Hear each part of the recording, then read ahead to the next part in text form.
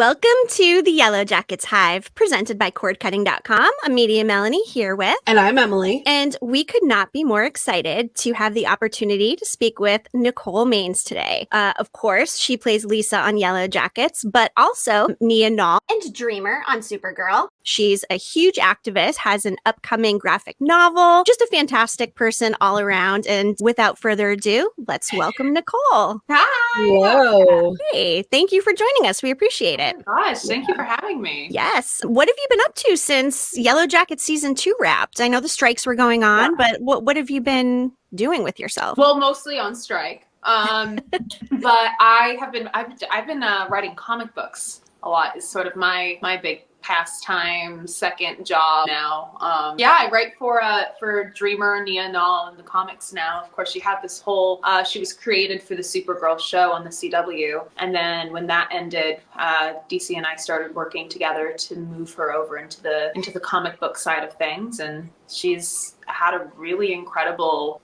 just explosion of different issues she's in, different heroes she's starting to work with. So now we're leading up to some really cool stuff with the Suicide Squad. So that's going to be fun. Yay, and that's awesome. And you're the first to portray a transgender superhero on TV, which is amazing. So congratulations. And of course, you're such an advocate, and we love to see you out there just spreading the good word about everything. Thank you so much. We do this thing called Yellowjackets Would You Rather. Emily, why don't you would you rather Nicole? Okay. I'm gonna go out on a limb and say I'm probably not gonna want to do any of these. Yes, that is correct. Pick the lesser of two evils. That's what we're going for. Yes. Yeah. Okay, it's giving 2024 election. Got it. Exactly. Okay, so would you rather risk a card draw hunt with the adult Yellowjackets or eat your best friend? Oh, I'm meeting my best friend. Okay. I mean, at least you're not dying that way. Oh, there's this great Wanda Sykes stand-up bit that she did years ago. Where she's talking about how like her favorite show was Lost, and she was talking about getting stuck next to kids on planes. Long story short, she did this bit about she's like, I'm gonna eat him. We're not even gonna be out there that long. It's been 5 minutes. You can see the IHOP from here. I ate him. That would be me in a plane crash. I'm not waiting. Yeah, survival. It's very important. You're allowed to eat people when you survive a plane crash. Yes, all the societal rules go out the window. Things change, and you got to do what you got to do. So we stand with your choice. That's a good one. I'll tell you, I'm not doing a card hunt, but someone recently at Dragon Con, dressed as the Antler Queen, did give me card. Nice. That's awesome. Yeah, lots of spooky shit's been happening since I put it on display in my house. Oh, really? Oh, like what? Tell us. Well, my plane went down. Yes. Okay. Well, hey, why don't we dive into our questions? Emily, take it from the top. So how long was it from the time you auditioned to when you arrived on set in Vancouver, and how long did you actually film for? Let me think. I auditioned in August of 2022, and then I showed up on set for the first time, I think, mid-September. That's a fast turnaround. It was I remember it being like a really fast turnaround because I was trying to coordinate. I had a shoot I was doing with Ebby magazine, and then I was also going to Fashion Week in New York, and it was just a bunch of travel. We ended up making it all work, but it was hectic there for a second. So it was a really fast turnaround. And then we shot, I think we finished in early February, I want to say. Okay. So you were there the whole time from September to February? I was kind of going back and forth because I had 2-3 scenes an episode. So I was staying. I think it was 2 maybe 3 weeks at a time. I was staying at the Sutton Place in Vancouver. But then when I wasn't shooting, I live in Los Angeles, which is it's just a 3-hour plane ride. So I'd come back when I could. Yeah. Very nice. Did you read for any other roles, or was Lisa the only one that you auditioned for? No, only Lisa. Nice. I did it. Yeah, I did it with my mom. She filmed because my mom lives out of state. So I got her on FaceTime. I had her on FaceTime on my computer, and then I filmed it on my phone. I was so sure that I did a terrible job. I was like, I sent it in, and I was like, oh, that was shit. That was awful. And I was so convinced that I did terribly. And then my agent told me I booked it. I was like, well, Yeah. That's why we don't listen to anything Nicole says. That's right. Our inner voices sometimes can be a little misleading, I think. Yeah, for sure. We read that you didn't actually have a chance to binge Yellowjackets until you arrived in Vancouver. Yeah. Now, which character from season 1 would you say that you resonated with most? And then did that change after working on the show for season 2? Who do I resonate with the most? Or just your favorite in general? Oh, well, my favorite is Misty. I mean, Okay, same. we I'm love on we you. love a too. Misty queen. Yes. Yes. Yes. She is our favorite. Love Misty. Both Sammy and Christina do such a brilliant job. That's just a character that's so fun to watch. Yeah. So I love that, and getting to do those scenes with the tank with Christina was so much fun. Just Misty as a character is just insane. Yeah. She's unhinged in the best way possible. Unhinged in the best way possible, and it was fun with Lisa too, because Christina and I were in the I think it was in the makeup trailer, and she was telling me that she was like, they wrote Lisa like so fed up with Misty, and usually people like Misty when they first meet her, and I was like, we have to understand, she has been like babysitting Natalie for weeks. She's doing pretty okay. She's learning forgiveness. She's practicing all of the things that Lottie has taught her. And then Misty rolls up. And I think that was just the straw that broke the camel's back. I think Lisa was just like, oh, I hate this woman. I'm just here trying to find a reason to want to live at this intentional community. And now all of these grown-ass women keep showing up, like complaining, not wanting to do the therapies, not wanting to listen to Lottie. Why are they here? Why do I have to babysit them? Why does mom like them more than me? Mm-hmm. Yeah. But I think after season 2, I definitely resonated more with Natalie. Maybe that's just because the proximity, but Lisa's so much like Natalie, and I love Juliette so much, and we had so much fun that I really love that character. Yes. Were you? I know. So cute. Oh, we love you guys. Were you nervous at all to be working with like such a legend in all of the women, but I mean Juliette especially? Oh yeah. Well, first of all, I'm a fucking idiot. So Oh my God. I had all of that same like hesitancy and imposter syndrome and fear and anxiety, especially on Supergirl for 3 years there. And then going from that to the Yellowjackets set, I remember being in the car sandwiched between Simone and Juliette. And I was like, one of these things is not like the others. Oh. And I was so scared all the time. But everyone was so sweet and so nice. And I love all of them so much. And they were so much fun to work with. And they're so cool and funny and talented. And I learned so fucking much. Speaking of Juliette, tell us about the scene where Juliette stabbed you in the face. Was it the first one you filmed together? And day one. Wow. How many takes did it take? And how long did it take to film it? That took a while because it was... The hardest part was that it was backed up into that corner in that little in the shed, right? So just the choreography of trying to do it so it was safe, and then also trying to get the cameras in the angles where they needed to be. It was very close quarters and a lot of fast, sudden movement. Yeah. That it was just really. It took a while just because it was meticulous to make sure it was done safely and it was done right and it looked good. Which is, I mean, that's the trifecta, right? Yep.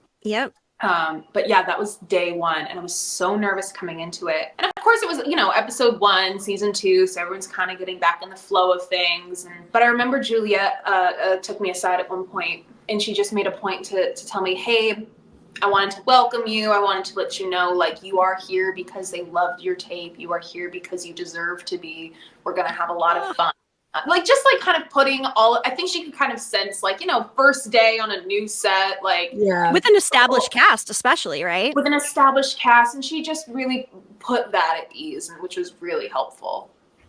So I was very grateful for her for that, but it was just so much fun. And also watching the way that she works and watching the way that such a legend advocates for her character and asks questions, and it was very if a motivation for my character doesn't make sense, I don't want to just be like, okay, yeah, no, I'll just please explain to me why you want me to do a scene this way or why my character is making this choice. so that I can give a truthful, informed performance. It was just really cool to watch her work. And I learned a lot. Love that. So, we talked a little bit about the ashwagandha situation earlier. Mm-hmm. What was it like working with Simone, and how was it getting in character playing this subservient disciple type where, you're below somebody else in this hierarchy? How did you prepare for that? Yeah. Well, Simone is so like, she is every bit as magical as she like is on screen. And watching those transformations, watching her sort of embody adult Charlotte was so, it honestly was not difficult at all to kind of play that subservient, lower than, like, because everything she said, like, I was just like hanging on every word because her deliveries were so transcendent and so enchanting. And I remember like being on set and I was like, oh, I would 1,000,000% join this cult. Everything she's saying makes complete sense. I'm sold. It was minimal acting on my part because I was just like, yeah, of course. Yes, you're right. Forgiveness is key. Of course. Yes. I was 100% like down the rabbit hole, 100% on board. If I ever go missing, I have joined a cult. Cult life. Got it. Turns out it works for me. It's a good look for you. Thank you. So, did you get all of your episode scripts up front or one at a time? And what exactly was your reaction reading the script for the first time and finding out that Natalie would die in the way that she did? Oh my God. We didn't get the scripts ahead of time, which I think is good, especially for this type of show, because I think operating with as little future knowledge as possible is, I think, best. Mm-hmm. Because obviously in real life, you don't know what's coming down the pipe. So I think being able to just do a scene and as an actor only have so much information to work off of, I think is good in those kinds of shows. And then finding out that Natalie died to save me. First of all, I was so shook and surprised that I didn't die. Same. We all kind of thought you were gone. So, well, and let me tell you what, surprised. the feeling was 100% mutual over here as well. I remember, so we had a big rehearsal day on a Saturday for that big final scene in the woods, because there's so many weapons, people are chasing people are tackling people are coming in with guns, like it was just a lot of moving parts. So it was, let's nail down the choreography on this Saturday so that when we show up on Monday, we can just do the scene and we can focus on performances and everyone knows where they're supposed to be. So we did that. It was a very, very long day. And me and Sarah only come in right at the end, right? So, most of the day we were like just sitting and chilling, and we hadn't done any scenes together. So we were starting to get to know each other and catch up. And hey, how's the season been for you? Hi, what's your name? I've never met you before. And she's lovely, and she and I hit it off right away. But she was like, I have to tell you, all of us when we were reading these scripts, we were like, oh yeah, that character's definitely gonna die. Like, because Lisa just she just fits the bill of the character that any viewer would just, watching TV would expect, oh yeah, this is the character who dies, right? So finding out that I survived, and that Natalie died for me, I was like, first of all, honored. Second, I was very, very surprised. But grateful to still be here. Definitely. It was quite a cycle of this like hurt and forgiveness and this duality, I think, for each of your character arcs, and ending in the way it did was very surprising. We weren't expecting that. So it's fun to know that the other cast members and yourself also thought that you might be the one next to go. Oh, I was sure. And because I remember hearing one of the writers talking about human sacrifice way back when we were filming like episode 4. And I was talking to Simone about it, and she was like, wait, what? Human sacrifice? Where did you hear human sacrifice? Human sacrifice? And I was like, I'm telling you, I think you guys are going to eat me. I'm like trying to figure out what was going to happen ahead of time. But yeah, I mean, the show keeps you guessing, and it keeps us guessing. And I think that's what's one of the things that's most fun about it. Yes. Did you receive any negativity from the fandom because Natalie essentially like sacrificed herself to save Lisa? Not me. No. I'm like, I definitely saw people being like, Lisa, you idiot. And I'm like, she's doing her best. But no, nobody was sending me anything, which I was thankful for, because I was like, ooh. Your highlight and lowlight of working on the show, like also any strange or really funny experiences on set? Let's see. I think the highlights were probably, I mean, the highlights were the scenes with where Natalie and Lisa really got to connect with each other. That scene was so My favorite scene of the two of you, I think. Thank you. Yeah, the whole That was such Gilly situation. Yeah. They're the same. They're the same person, just different, because this is the thing. Both of them are two perfectly normal, healthy women who only through circumstance alone are, made unhealthy. With Natalie, of course, she, got Woods, and her mom as well.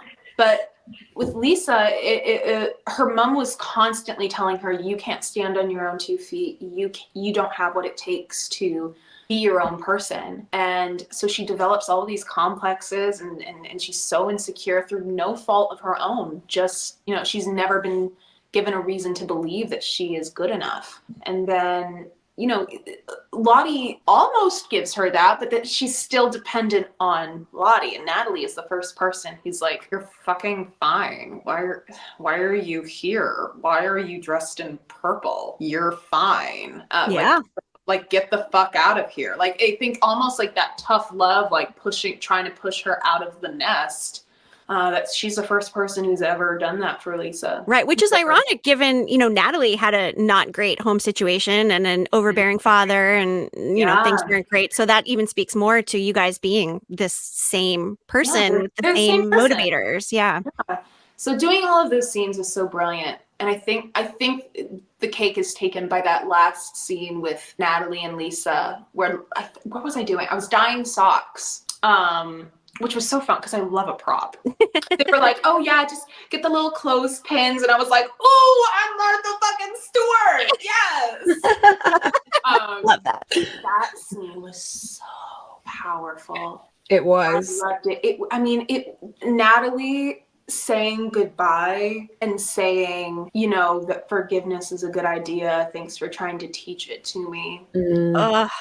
That line, like, it hit. Yeah. It hit. In the moment, it was like I as Lisa knows, like, this is her friend saying goodbye to her. And after everything that they'd been through, after everything that they'd built, it was like so heartbreaking because we all saw how close Natalie got. She was right there. And then the other Yellowjackets show up and it's just like we're back in the wilderness all over again.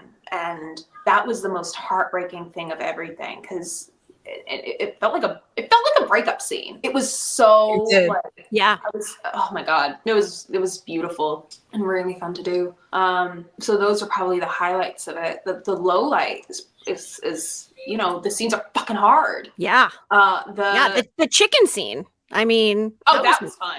Okay. I'm country. First of all, let's get one thing straight. One thing about me is country as hell. All right. You were there for it. I was back in Maine helping my dad gut a turkey. I was like, yeah. I love that. Maniac. Oh yeah. No, but was really hard. Like the scene where I'm supposed to stab Natalie back was I think the hardest one, just because it was so much emotion and it's just a lot to let exist in your body, if that makes sense. It's just a lot of, and I'm still newer to all of this, so I'm doing my best, but it's definitely those scenes where I get the most in my head and I get the most insecure and the voices come in and the imposter syndrome starts to fill in. So that scene, the scene with my mom, was really hard. Just because I want to be so vulnerable and raw and I want to deliver everything that the scene is demanding. And then, now I'll get there and I'm like, yes, I'm feeling it. I'm ready. Let's go. And in a second the cameras start rolling, it's like it all evaporates. And I'm like, what are we doing? Where are we? What? Fuck. Yeah. So it's very intimidating. It's very hard. Especially when you're surrounded by, here's a legend, there's a legend, there's a legend. So I'm like, almost like performance anxiety. But fortunately it sounded like people liked things. So I was like, okay. They fucking loved things. Yes. Yeah, they did. Oh. Yes, they definitely did. Were there any times that you didn't where you started laughing? Like, for instance, the goldfish scene, and they didn't use a real goldfish either, right? Oh no. Okay, yeah. No. It was a carrot cut Nice. in goldfish shape, which is I just read brilliant. that. Yeah. Which is that was brilliant. brilliant. Oh God, what was the thing that made me laugh the most? I don't think I broke too much because I was really trying this new thing where I was professional. And I didn't ruin every day. Oh, I mean, the scene in the car was fun, and we ended up shooting that twice. That was another one of my favorite scenes. So that was less funny, because if anything either of us were doing, we were just having a really good time, and we were just sitting in the car. We get to talk, and Juliette was telling me about an art piece that she bought, and we were just goofing. Why did you have to shoot it twice? I think it was something about like the projector screens on because when you shoot a car scene, you're not actually driving, right? You're just in the studio, and then there's screens on any side of you and they have play recordings of the street moving. I think there was like some perspective thing, like a technical thing that was off. Right. So they just had to reshoot that, which was fine because that was one of my favorite scenes, and I was like, I'll do this scene again. I love it. Nice. Any chance to work with Juliette, right? Literally. Well, any chance to also like that was one of like the few moments where we're seeing these two just like have a conversation. Yeah. Where it's less plot and it's more like these are just two women in a car talking. And it was, I think, for Lisa too, I like that scene because that was the first opportunity where we kind of got to see her outside of the cult environment, away from Charlotte. And we were getting to see like, oh, this is like, what is this girl like? Like, how does she talk? How does she act? What's her personality like? And it was, and that was fun getting to just discover the banter between Natalie and Lisa. And I was like, oh, they're both kind of like, they got that like sarcastic, like quick wit, sharp tongueness to them. That was really, really fun. And I think if I'm fortunate enough to be asked back, because I still don't know, that would be the thing that I would miss the most, because I loved getting to do those scenes, just like Natalie and Lisa going back and forth with each other, because they were both kind of assholes. Right. Was there any ad-libbing, or did you guys like 100% stick to the script? I think we mostly probably stuck to the script. There was a little bit of ad-libbing that we did. There are some things that I ad-libbed that they kept. There was one that I think they got rid of that I was disappointed that they got rid of because I thought it was really fun because I really liked it. It was the moment with where I just gave her the goldfish, and I say the line about only through like forgiveness or meeting it with compassion can we truly grow. And she did that like Juliette Natalie thing where she kind of just went like, oh. Deadpan? No, not even like that kind of cringy, like grossed out face. And then I looked at her and I did the same face and I said, I know. Aww. And I thought that was really fun and I liked that, but that didn't end up making it in. I thought that was just like a good connection moment between them. I think most of what was in there was just what was in the script. It's so brilliantly written. Really not a lot that needs added to it. Right. They're really good at dialogue. They're really good at understanding like how people talk. Understanding like, just the flow of dialogue is really strong in the writing. Yeah, definitely. The writing's amazing. Definitely. You mentioned that you don't know yet if you're coming back for season 3. We had that as a later question. So they haven't indicated either way. We just don't know. We don't know. I have no idea. I was just talking to my agent at lunch yesterday. And I was we're hoping that you come back. Yeah. I was like, have we heard anything? Like, I'm alive, right? Yeah, we heard you on the recordings that when they did the Sunshine Honey voicemails, you had a little piece in that. Where did you guys record that? Was that just like at the studio randomly one day? Oh, yeah. Yeah. Okay. Yeah. Well, I recorded that down here in Los Angeles. I went to Paramount Lot. I went to. And I just recorded that, and that was a lot of fun. And that we did do some ad-libbing, and the line about only by meeting it with compassion can we truly grow. Yeah. That was something that I added in. Because I was like, because this is the thing. I one thing about me, I got my ear to the ground. And I'm like, I know what fandom's gonna like. I was like, what if we throw that line that she said to Natalie into this post Natalie's death? I think that'll really hurt. And so we did it, and they were like, yes, love it, great. That Great job. that was a lot of fun. Love that. Did you happen to take home any souvenirs from set? No, my necklace is just the one that they sell. This isn't actually my actual necklace. Fan gave it to me. I'd love to have kept some of Lisa's wardrobe pieces because some of those were cute as hell. You had They some were. really, really fun wardrobe choices. Definitely. Yeah. Yeah. Well, I like that she's still representing like the cult colors and everything, but she was able to present it in such a unique, like grungy punk rock kind of way. Like she had this one sweater on that was very patchwork and had a bunch of different textures to it. That was so cool. And the wardrobe process was so fun during the whole thing. Just getting to play around and pick different stuff. One of the scenes that was cut actually featured Lisa in street clothes for the first time. Oh. It was going to be right at the end as Lottie's getting put into the ambulance and Misty's breaking down and the cops are swarming the community. And just in the aftermath of everything, they're putting Natalie's body away.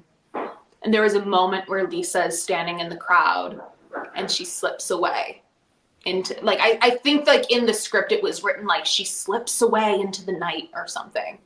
Like something really serious like that. And so we got to pick out a bunch of normal clothes for her that weren't purple, which was really fun. I really, really pushed for them to let me wear Natalie's like sheer kimono thing that she would have Lisa take that with her. But I think we settled on like a leopard print belt or something, like something that was kind of evocative of, you know, the Natalie animal print. Yeah. So what's next for Lisa if they do bring you back? Like, what would you speculate for your character's journey? I mean, where would you like to see her end up? What are some thoughts on that? I was talking to them at the after party after the premiere. I was like, I don't know if you guys realize this, but you have like made the perfect wild card character. And they were like, oh, we know. We know that was intentional. And I was like, I know. I'm not telling these guys anything. They're smarter than me.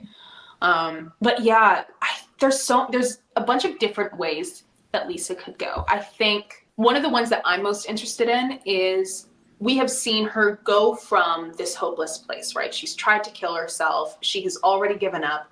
Lottie found her and filled her with new hope, new ideals, taught her forgiveness, kindness, grace, compassion, all of the good things. Yeah. And she did it all. And she, according to the teachings of Charlotte, Lisa did everything she was supposed to. She did everything right. And still, Natalie's dead. Charlotte's been carted off to the psych ward. Ugh. Lisa's on her own again. Yeah. So she did everything right. She did everything she was supposed to. And the world still came crashing down around her again. So the question has to be asked, then what's the fucking point? Right. Yeah. Then why do I bother doing anything? Why should I care? Why should I forgive anyone? Why should I be gracious? Why should I be compassionate? Why should I be kind? None of it matters. So I would love to see a Lisa that's a little like, fuck it. Unhinged Lisa. I'm just going to be so insane because who cares? Because now she's also been exposed to the force that we know is the wilderness. Mm-hmm. Very true. Now she has been exposed to it, and so is Callie. Yep. And I think both of those characters are different in that Callie has a support system. She has Shauna and she has Jeff to take care of her and keep her tethered. Lisa was only loyal to and connected to Lottie and Natalie, who are both now out of the picture. So Lisa is completely adrift. And she could go truly in any direction and do anything at this point, I think, which I think is very exciting. Very. I'd love to see her maybe go for revenge on the Yellowjackets, because truthfully, everything was fine until the Yellowjackets showed up. So maybe there's some resentment there. I'd love to finally see somebody gunning for Misty. I mean, how many people has Misty Quigley killed now? Yeah, she's Quite a racking few. up a body count. Yeah. She has an insane body count. Yeah. So I was at Dragon Con and I saw a girl dressed as Misty, and I went up to her and I was like, and I told her I loved her costume and everything, and I was like, you killed my best friend. And she was like, she did like a little hair toss, and she was like, I've killed a lot of people. In character. I don't think she connected dots, and I don't think she recognized me as Lisa. Which like my own personal ego was, I was like, I'm fine. I mean, if she was a real fan, she would have obviously recognized you. But, no, I was dressed stupid. Like it wasn't that. It was stupid. But I was like, that's brilliant. She's brilliant. And she gave me like, I think she gave me a little baggie of like candy pills or something. I was like, I know better than to take anything handed to be by Misty Quigley. Thank you very much. Never trust MFQ ever. No. So I'd love to see Lisa gunning for Misty. I would also love to see maybe she springs Lottie from the psych ward, because as Simone and I were talking about it, and Simone was like, so you're breaking me out of prison, right? That has to happen. She's like, I think you're the only one who would. I think Lisa's the only one who would come to save me. I mean, I think maybe Van would. Yeah. Maybe. Yeah. And I'm starting to think Van might be the Antler Queen. I mean, she's gotten pretty cold in season 2. Like, she's a little like, anytime something goes off the deep end or they venture further into the darkness, Van is always right there, and she's a little too eager every time. Yeah. She's happy. Yeah. So I'm like, I don't trust this one. I think she's a little more. I think she's the true evil. Very well could be. But I'd love to like a Van Lisa breakout of Charlotte squad would be fun. that would be great. You and Lauren Ambrose would be like such a great duo. Can you even imagine? Isn't she great? I mean, is she great to work with or what? They're all great to work with. Right. I mean, yes. Super cool. They're so fucking cool. I love them all. I'd love to. I really hope we all get to team up and Lisa's just like, I hate all of you. I think that'd be really fun. The last idea I had for Lisa was I'd love to see like a really twisted version of a power dynamic between her and Lottie, like where she breaks Lottie out of prison, but like holds a gun to her head and she's like, oh no, you're gonna keep telling me what to do and you're gonna keep being my mommy because I bet everything on you. So if this doesn't work out, I don't have any other options. So you're just gonna keep being my mommy. And like this really weird, fucked up power dynamic where like she's threatening Lottie to be subservient to Lottie, like weird. Oh, I love all of those ideas. And there's nothing more we would all love than to see Lisa returning for season 3. At the end of the day, I'm just looking for a psychotic break. So everyone loves to speculate about Yellowjackets. As you know, the fandom is crazy about speculating. Have you ever dived into any of those theories on Reddit yourself? Oh yeah, I'm deep into Yellowjackets Reddit. Oh, I love to hear what people are saying. I think it's so much fun. I think it's one of the most fun parts of the show. Yeah, I agree. I loved the theory that Lisa was Wilderness Baby, and then it turns out they're like, nope, her mom just sells Mary Kay. Like she's just pyramid scheme mom. Yep. But I mean, everyone's been Wilderness Baby at some point. Like Javi was I mean, there's been Adam. I mean, yeah, everybody. Some people think I'm Natalie and Travis's baby. Some people think I'm Lottie and Travis's baby. Yep. Yep. Heard that. People think I'm actually the first time I got to meet Jasmine and Sammy in person, because we were all in the makeup trailer at the same time, which was rare because we're not, in the same timeline. Right. But the first thing they were like, "Oh, are you Pit Girl?" I was like, I don't know. Maybe. That'd be fun. The Pit Girl speculation. Oh, the goodness. Pit Girl speculation. Whew, do you have any feelings about who Pit Girl could be? Well, now I hope it's Lisa. Well, now I'm like, I want it to be me. I mean, I don't know, because it's not. I don't know. We don't know because we don't know if it's past or present. So it'd be. and there's some new extras that we saw too this season. So it could be one of the new extras. be- I mean, there's it so could many. be It could be anybody. anybody, literally anybody. So Fully watch. It's gonna be in the '90s timeline, but it's like an adult cast member who like got caught in a wormhole and traveled back in time and fell in a pit because the wilderness is stuck in a time loop and. it's like a whole interdimensional situation. Yeah, Totally. it could happen. I don't trust the woods. I I saw mean, Blair Witch. Anything's possible. any other little tidbits you'd like to share, or any, I don't know, spooky happenings on set, or have you been keeping in touch with cast members? Do you guys ever? I don't really see anybody. Because they were very sweet. The younger cast did include me in their group chat. Aw. Very nice. Although, I get all I got all the pictures from the big feast scene, and I was like, looks fun. I'm glad you guys had fun having a feast and looking like goddesses. I got stabbed in the face. Yeah. No, honestly, getting stabbed in the face was really fun. I loved it. I was frankly disappointed.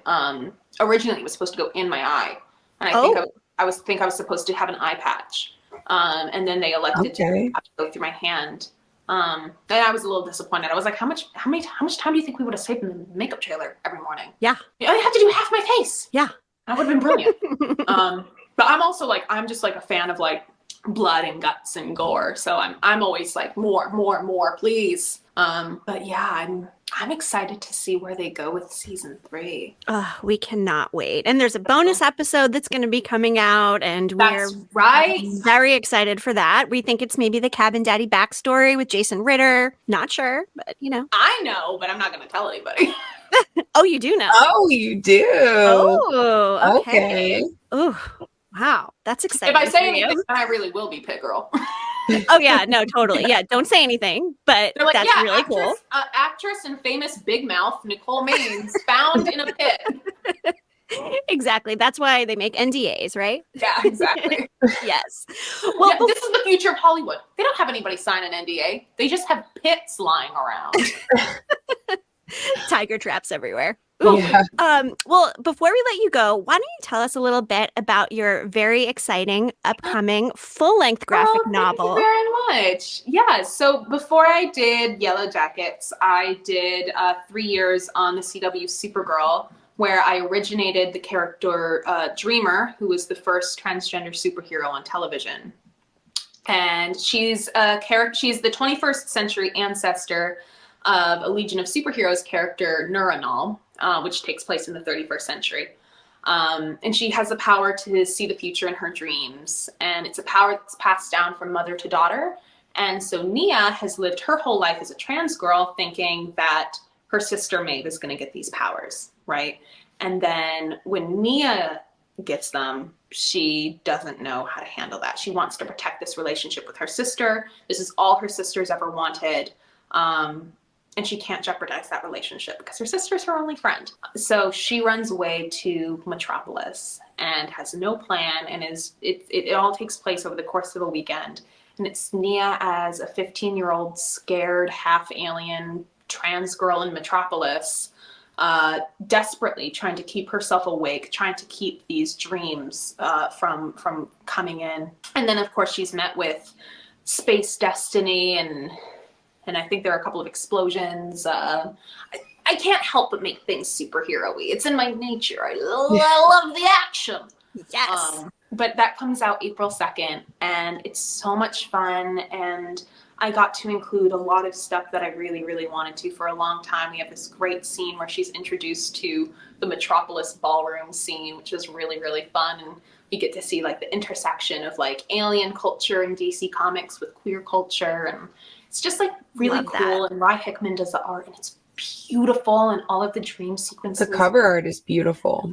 Oh my god, Gorgeous. I love Yeah. the colors. Goodness gracious. The way that Rye draws hair, I'm so obsessed with. It's fantastic. Everyone's hair is beautiful in this book. Where will people be able to get it? Wherever they buy graphic novels? Wherever they buy comic books, wherever they buy books. The graphic novels are generally, I think, stocked in like I get some of the graphic novels at Target near my place. Okay. So you should be able to get this wherever you buy books. But make sure you pre-order at your local comic book shop, because that is what tells distributors what people want to see more of. Yes, definitely. Well, congratulations. That is very exciting. Sounds like you're very busy with your comic book writing, and hopefully coming back as Lisa in season 3 of Yellowjackets. Our fingers and every appendage is crossed. Oh, me For too. sure. Me too. Thank you guys so much. Yeah, thank you. We appreciate it. And maybe we'll catch up again after season 3. I would love to. Anytime. Awesome. Thanks, Nicole. Of course. Ashwagandha. All right. We'll talk to you later. Thank you. All right. Bye, guys. All right, bye.